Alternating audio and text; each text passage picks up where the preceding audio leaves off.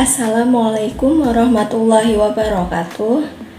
Perkenalkan, nama saya Dita Briliani, NIM 2119199. Di sini saya akan membuat video tentang pembelajaran TKM. Materinya adalah peningkatan mutu berkelanjutan. Hari ini saya akan membahas itu. Yang akan saya bahas adalah tentang pengertian, peran manajer, kemudian struktur, identifikasi, dan strategi umum. Yang pertama adalah pengertian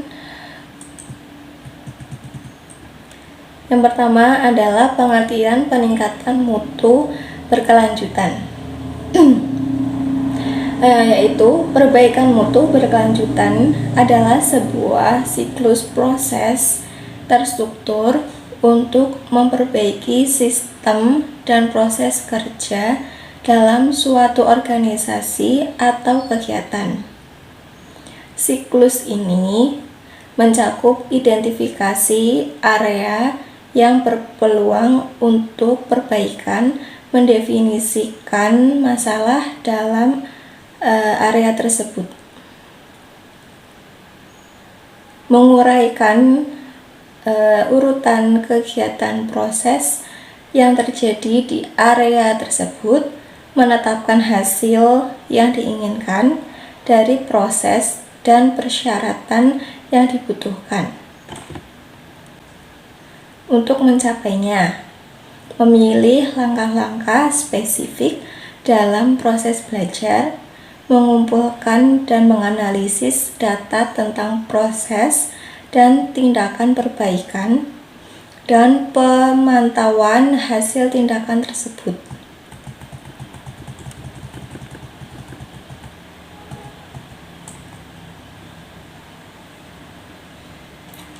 Perbaikan mutu berkelanjutan didasarkan pada pendekatan tim dan membutuhkan tim pengembangan yang terdiri dari staf dari bidang fungsional dan tingkatan yang berbeda dalam organisasi.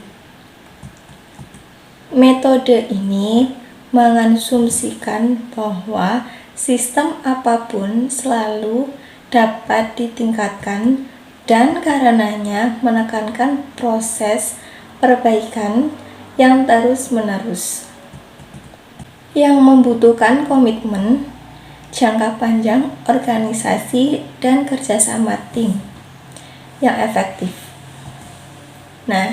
Sekarang adalah pengertian dari mutu. Mutu adalah sesuai dengan yang dipersyaratkan atau distandarkan. Mutu pendidikan secara nasional. Mutu pendidikan diukur dengan standar nasional pendidikan, standar input, standar proses, standar output, dan standar penyelenggaraan pendidikan.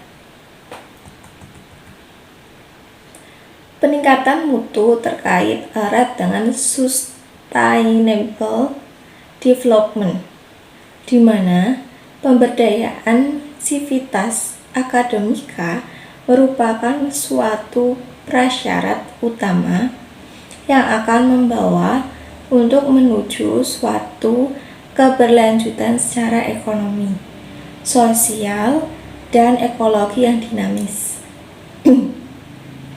Atau juga dapat diartikan peningkatan mutu berkelanjutan adalah suatu upaya peningkatan mutu produk atau jasa melalui perbaikan yang menerus dilakukan pada sistem dan proses kerja dan personil yang terlibat untuk menghasilkan mutu produk atau jasa yang secara menerus meningkat. Peningkatan mutu berkelanjutan adalah salah satu komponen dari TKM, karena untuk menghasilkan produk atau jasa, peningkatan mutu berkelanjutan perlu diupayakan karena sejalan dengan tuntunan melakukan PMB karena ilmu dan teknologi selalu berkembang dari waktu ke waktu, sehingga dimungkinkan produk atau jasa yang dapat lebih bermutu, bahkan mungkin dengan biaya yang lebih rendah serta waktu pengerjaan atau pelayanan yang lebih efisien. Pembahasan yang kedua adalah peran manajer dalam peningkatan mutu berkelanjutan dan kegiatan penting dalam PMB. Yang pertama adalah peran manajer dalam peningkatan mutu berkelanjutan. Manajer adalah manajer dan sebagai pelaksana program sekolah karena berhubungan langsung dengan pengambilan keputusan. Paling tidak, seorang manajer harus memiliki 3 macam keterampilan. Keterampilan pertama adalah konseptual. Keterampilan konseptual merupakan keterampilan memahami dan mengelola organisasi. Keterampilan kedua adalah manusiawi. Keterampilan manusiawi adalah keterampilan melakukan kerjasama, memotivasi, dan mengaitkan etos kerja para pegawai. Keterampilan ketiga adalah teknis. Keterampilan teknis adalah keterampilan melakukan kerjasama. Keterampilan yang ketiga adalah teknis. Keterampilan teknis adalah keterampilan mengoperasionalkan alat-alat, metode, dan fasilitas lainnya yang tradisional maupun modern. Manajer sebagai perencana memiliki fungsi dan peran mengidentifikasi dan merumuskan hasil kerja yang ingin dicapai oleh sekolah dan mengidentifikasi serta merumuskan cara atau metode untuk mencapai hasil yang diinginkan. Mutu pendidikan sebagai satu pilar pengembangan sumber daya manusia sangat penting maknanya bagi pembangunan nasional. Manajemen peningkatan mutu pendidikan merupakan suatu metode peningkatan yang bertumpu pada lembaga itu sendiri. Mengaplikasikan sekumpulan teknik mendasarkan kepada ketersediaan data kuantitatif dan kualitatif, dan memberdayakan semua komponen lembaga pendidikan untuk secara berkesinambungan meningkatkan kapasitas dan kemampuan organisasi guna memenuhi kebutuhan peserta didik dan masyarakat. Dan manajer juga dapat berperan sebagai pemimpin, dan ini merupakan peran penting dalam peningkatan mutu berkelanjutan agar selalu menjadi institusi unggulan dan mendapatkan kepercayaan dari semua pemangku kepentingan. Maka menyarankan institusi tersebut harus meyakini dan melaksanakan peningkatan mutu berkelanjutan. Ada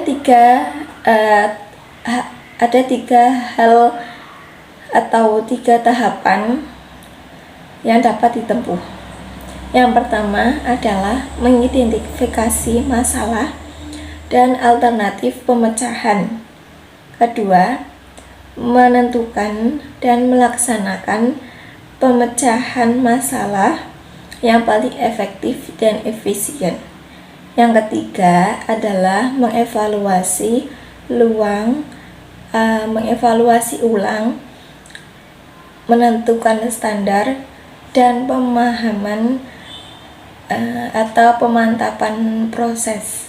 Selanjutnya, Gosep dan Davis menyarankan manajer perlu melakukan 5 hal, yaitu pertama, membentuk dewan mutu yang mewakili seluruh institusi dan memfasilitasinya. Kedua, bekerja dengan dewan mutu untuk merumuskan tujuan peningkatan mutu yang spesifik dengan jadwal kegiatan target lainnya. Yang ketiga, melakukan secara moral dan fisik. Dokumen moral berupa komitmen, sedangkan dukungan fisik berupa research yang dibutuhkan untuk mencapai target peningkatan mutu yang berkelanjutan. Yang keempat adalah mereview laporan perkembangan secara periodik dan membandingkan pencapaian dengan jadwal waktu dan target capaian. Yang kelima, memberikan pengakuan dan penghargaan yang diperlukan. Memantapkan peningkatan mutu berkelanjutan ke dalam sistem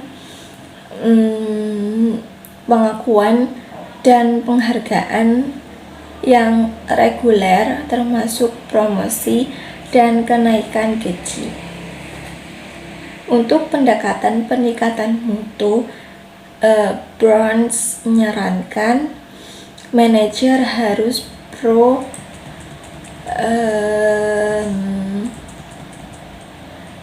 pendekatan baru dan menjauhkan pendekatan konvensional. Berikut perbedaan antara pendekatan konvensional dan kontemporer. Yang pro, manajemen mutu total dalam 9 aspek yang dikaji. Yang pertama adalah rasional, yang kedua cara pelaksanaan, yang ketiga respon terhadap kesalahan, yang keempat orientasi pengambilan keputusan, peranan manajer, yang keenam wewenang, yang ketujuh fokus bisnis, yang kedelapan sistem kontrol, yang kesembilan pendelegasiannya. Yang kedua adalah kegiatan penting dalam peningkatan mutu berkelanjutan. Peningkatan mutu bukan pekerjaan sekali tembak, juga bukan menembak objek di lapangan yang bebas halangan pemandangan, tetapi bisa dibagaikan kegiatan penting dalam peningkatan mutu berkelanjutan. Peningkatan mutu bukan pekerjaan sekali tembak, juga bukan menembak objek di padang lapangan yang bebas halangan pemandangan, tetapi bisa jadi bagaikan menembak objek binatang di hutan belantaran, harus melihat langsung. Objeknya membidik dan baru menarik pelantik senjatanya. Demikian pula upaya peningkatan mutu perlu dicari sumber masalahnya, dipilih alternatif solusi dan eksekusinya. Peter menyarankan 5 hal, yaitu memelihara komunikasi, penentuan sumber masalah, kemudian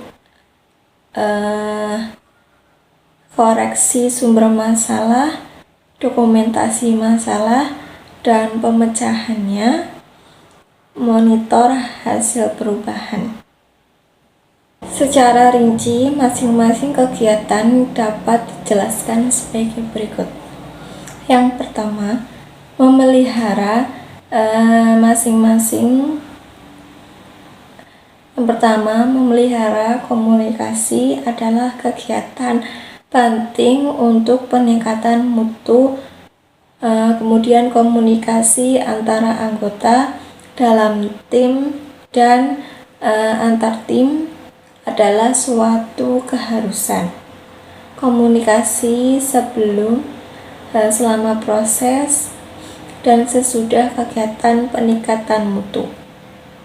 Semua orang yang terlibat, demikian pula semua individu dan institusi yang terkena dampak dari perencanaan peningkatan mutu berkelanjutan. Yang kedua adalah penentuan sumber masalah. Kita sering tergesa-gesa menentukan sumber masalah adalah apa yang kita lihat atau gejalanya, bukan sumber masalah yang sesungguhnya. Hal ini yang sulit jika kita bekerja sama dengan orang atau kelompok yang sering menentukan sumber masalah dengan hanya sampai pada gejalanya saja. Ibarat seperti pemadam kebakaran, yang penting apinya. Langkah yang penting berikutnya justru mencari sumber kebakaran tersebut. Yang ketiga adalah koreksi sumber masalah. Sumber masalah proses untuk menghasilkan produk yang bermutu umumnya tidak diketahui dan terlihat dengan jelas. Untuk mengetahui sumber masalah sering memerlukan studi yang cukup lama. Inilah kasus pada umumnya. Untuk itulah studi ilmiah atau pengumpulan data, analisis, dan kesimpulan adalah penting dalam atau setting TKM. Dalam keadaan tertentu, problem harus diselesaikan secepat mungkin. Yang keempat adalah dokumentasi masalah dan pemecahannya. Sangat tidak efisien waktu, biaya, dan tenaga bila suatu institusi dari waktu ke waktu selalu masih mencari solusi untuk masalah yang sama. Hal ini dapat terjadi karena institusi tersebut tidak punya dokumen tentang masalah dan cara penyelesaiannya. Untuk itu, dibiasakan mencatat apa yang dikerjakan dan kerjakan apa yang dicatat sesuai dengan anjuran seorang guru. Kelima adalah monitor hasil perubahan. Sebaik apapun masalah yang dikaji dan dirumuskan solusi pemecahannya, namun dapat jadi solusi tersebut hanya menyelesaikan sebagian, tidak seluruh masalah.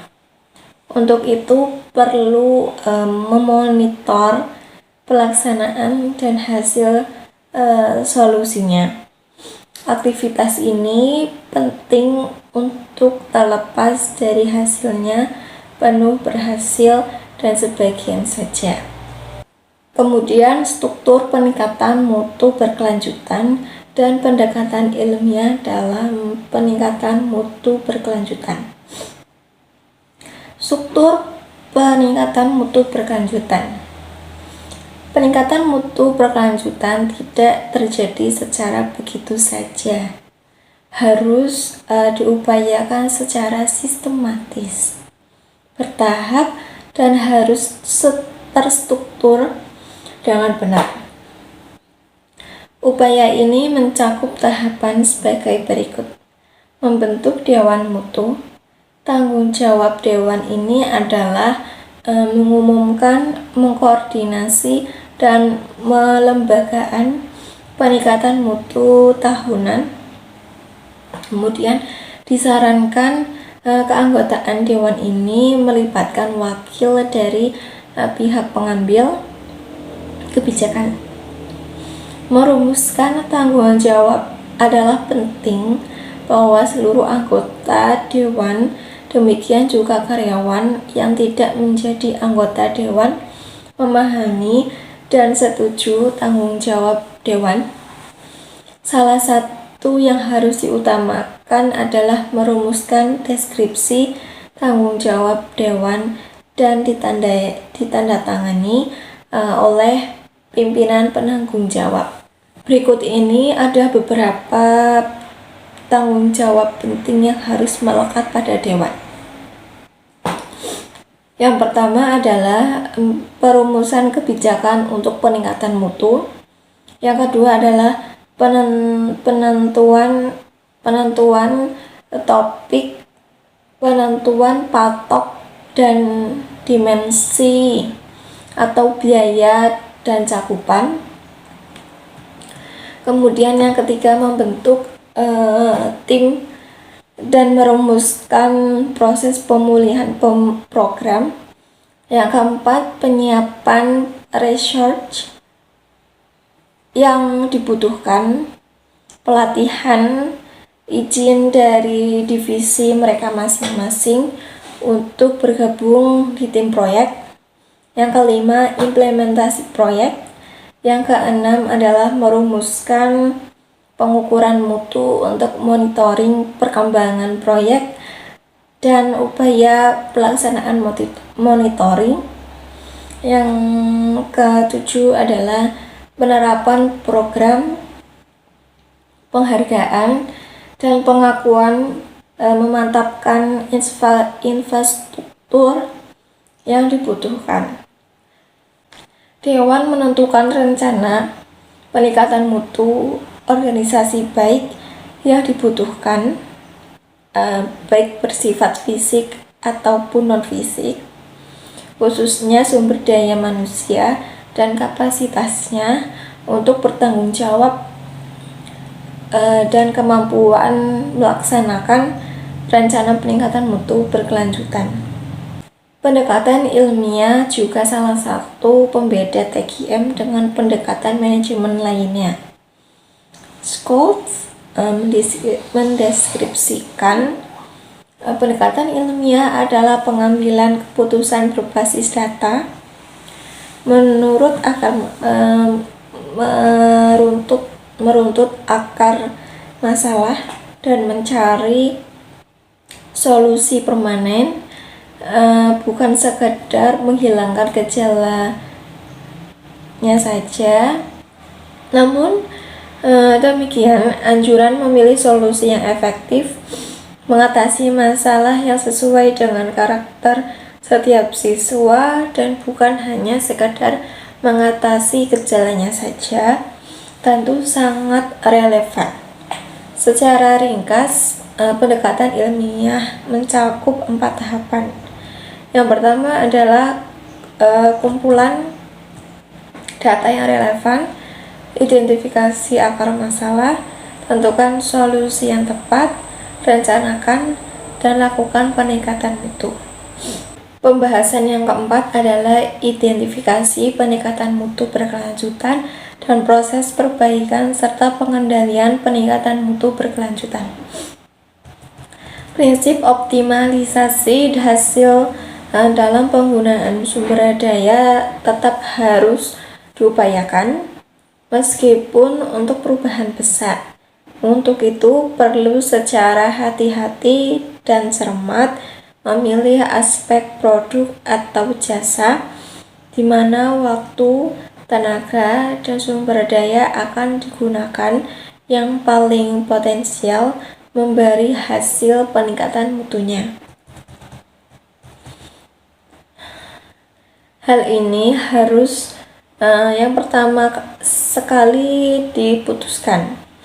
Scholz dan Davis menyarankan 5 strategi atau kiat mengidentifikasi kebutuhan peningkatan mutu. yaitu menentukan skala prioritas piloting yang objektif. Artinya, pemilihan piloting tentu dengan fasilitasi sumber daya. Hal ini dapat jadi mendorong banyak pihak yang tertarik untuk menjadi piloting, walau dengan motif memperoleh keuntungan pribadi, bukan untuk peningkatan mutu divisi. Untuk itu, pimpinan harus objektif menentukannya dengan melibatkan kebutuhan pelanggan atau klien. Yang kedua, identifikasi kebutuhan pelanggan atau klien. Untuk menentukan mutu dalam aspek yang mana, maka perlu mengidentifikasi kebutuhan pelanggan agar terjadi strategi antara institusi dan pelanggan. Pelanggan di sini utamanya pelanggan atau klien eksternal. Penjelasan secara detail tentang topik ini nanti ada pada bab 4. Yang ketiga adalah identifikasi penggunaan waktu penyelesaian proses produk atau jasa. Ketiga adalah dapatkan fokus masalahnya. Fokus masalah artinya di mana lokasi atau tempat terjadi masalahnya, kapan terjadinya, dan bagaimana frekuensi terjadinya. Penting mengetahui di mana lokasi masalah sebelum mencoba menyelesaikannya. Untuk menentukan pilot peningkatan mutu, terkait mengidentifikasi kebutuhan peningkatan mutu, guru manajemen mutu menyarankan perlu memahami perbedaan antara Q besar dan Q kecil, juga terkait dengan penentuan bagian atau jurusan yang menjadi pilot proyek. Yang dimaksud Q kecil adalah perhatian yang lebih fokus, lebih khusus, lebih terbatas pada aspek mutu tertentu. Misalnya peningkatan nilai ujian nasional. Sedangkan Q besar adalah peningkatan efektivitas seluruh proses dan personel yang terlibat dalam upaya peningkatan nilai ujian nasional. Q kecil melihat pelanggan atau klien sebagai pihak pengguna atau pembeli produk atau jasa. Sedangkan Q besar melihat semua pihak yang terlibat, baik internal maupun eksternal. Penting untuk memahami perbedaan Q keduanya, karena orientasi pemilihan piloting pada Q besar akan berdampak baik untuk jangka panjang daripada orientasi pemilihan piloting pada Q kecil. Secara umum, proses perbaikan dan pengendalian mutu produk atau jasa dapat dilakukan pada 4 tahapan dalam rantai produksi, yaitu input, proses, output, dan penilaian pelanggan atau klien. Output harus merujuk pada standar yang ditetapkan dan dilanjutkan perencanaan, pelaksanaan, cek, dan action. Bonds mengilustrasikan proses perbaikan dan pengendalian yang terdiri dari 4 tahapan, diantaranya penentuan standar peningkatan mutu. Yang pertama adalah penentuan standar peningkatan mutu. Tahap ini menuntut manajer berpikir di luar non-tradisional, non-usual, berpikir ke depan tentang standar baru produk atau jasa yang dihasilkan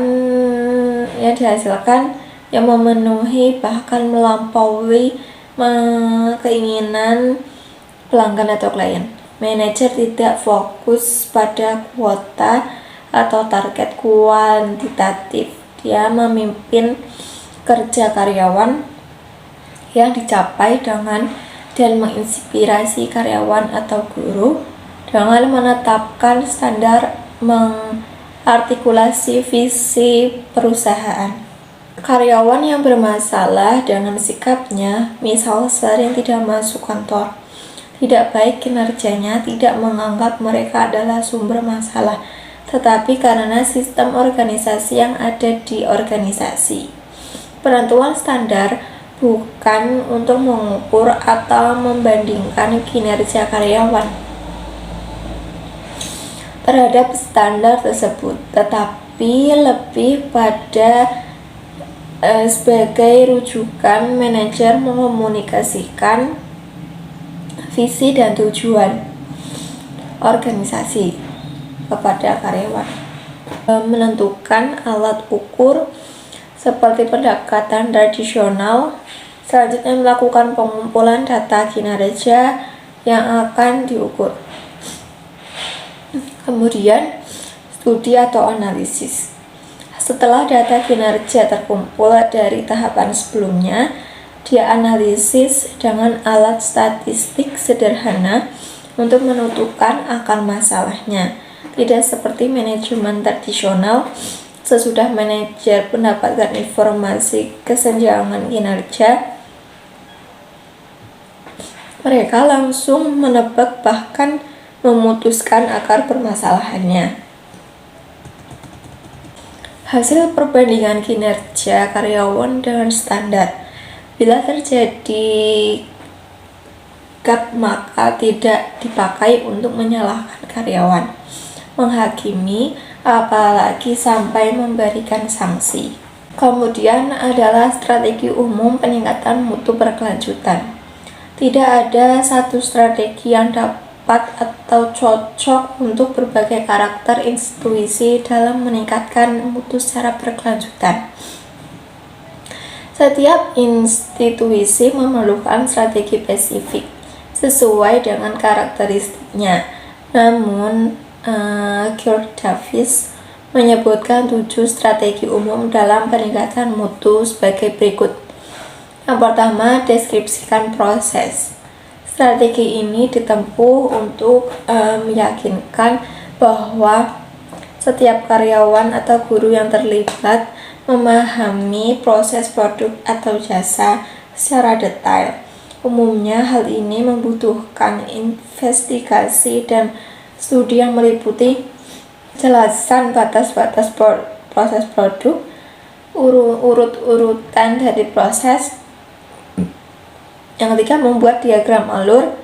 Yang keempat, verifikasi proses. Yang kelima adalah koreksi segera problem yang teridentifikasi. Kemudian, lakukan standar proses. Supaya terjadi peningkatan mutu yang menerus, maka setiap karyawan atau guru harus menempuh standar umum proses yang baku. Namun, karyawan atau guru harus menempuh standar umum proses yang baku. Namun demikian, standar baku ini tidaklah merupakan hal yang mati, tidak bisa diubah. Modifikasi sesuai dengan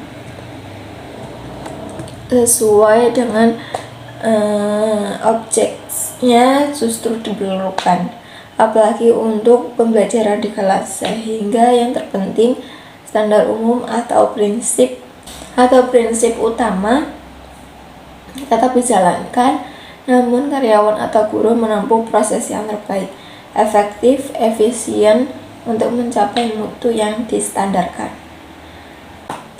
Kemudian, eliminasi kesalahan proses. Kegiatan ini dilakukan dengan mengidentifikasi kesalahan yang umumnya terjadi pada tahapan proses dan kemudian dihilangkan kesalahan tersebut. Kemudian rapikan prosedur proses. Kegiatan ini dilakukan untuk merapikan prosedur proses. Kegiatan merapikan ini dapat dikerjakan dengan cara antara lain mengurangi atau merampingkan prosedur pengarsipan, atau pencatatan yang tidak perlu, mengurangi waktu siklus, dan menghilangkan langkah-langkah yang tidak perlu. Nah, mungkin itu saja yang dapat saya sampaikan. Kurang lebihnya mohon maaf. Terima kasih atas waktunya. Wassalamualaikum warahmatullahi wabarakatuh.